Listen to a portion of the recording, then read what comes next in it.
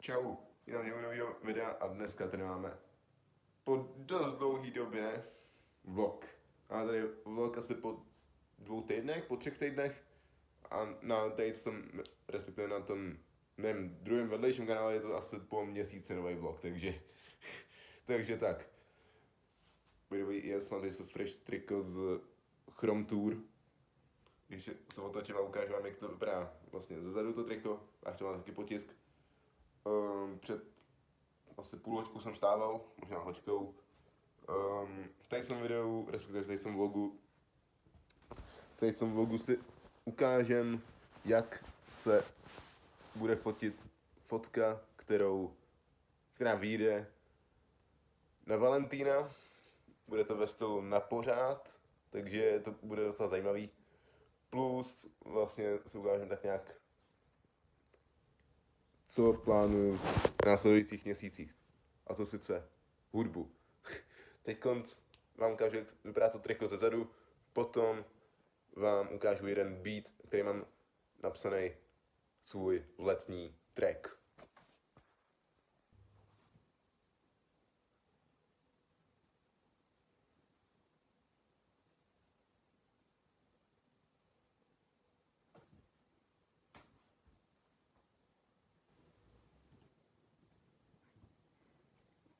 Tak jo, ten beat zní nějak takhle.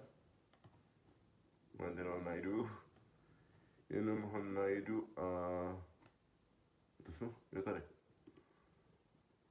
Je to podobný styl, jako Venku se stmívá od Erta, víceméně, takže... Tak. Takže teď otočím kameru a jdu vám pustit ten samotný beat.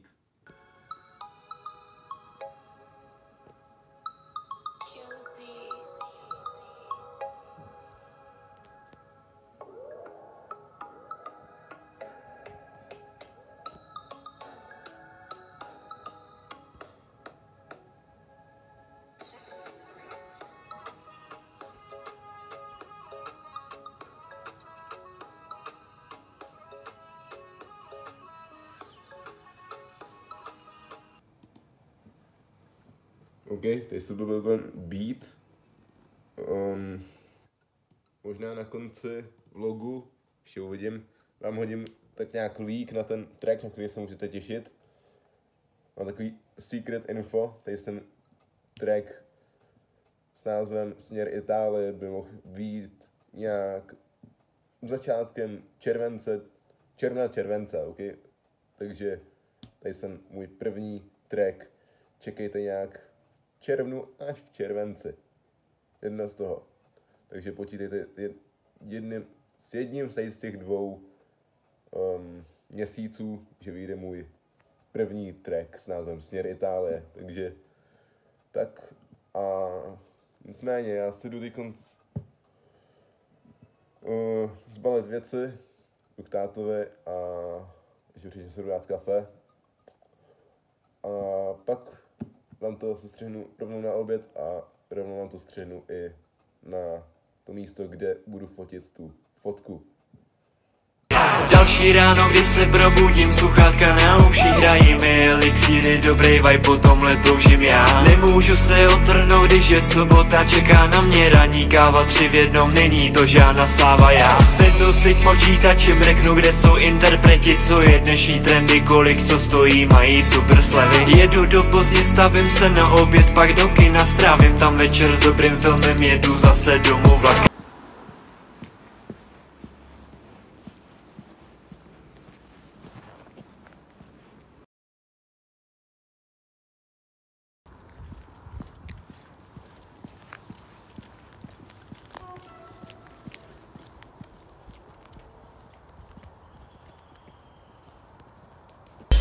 Pojď ke mně blíž a něco uvidíš, chyť mě za mý ruce, spolu vyletíme výš. Já ve tvých očích vidím hvězdy měsíce, vždycky zastaví se čas, není včera ani zítřek. Vítej v našem vlastním světě, kde jsou barevný i noci, den je bílej.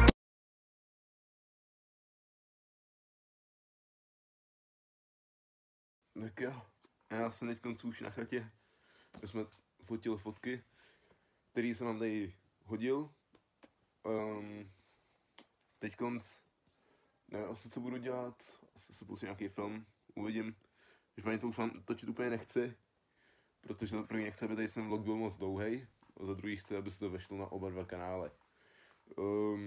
Ten, který teď konc vy vidíte na kanálu BountyHunter.cz, tak bude asi o něco delší, a ten, který vidíte na mém soukromém kanále, tak bude asi o něco kratší.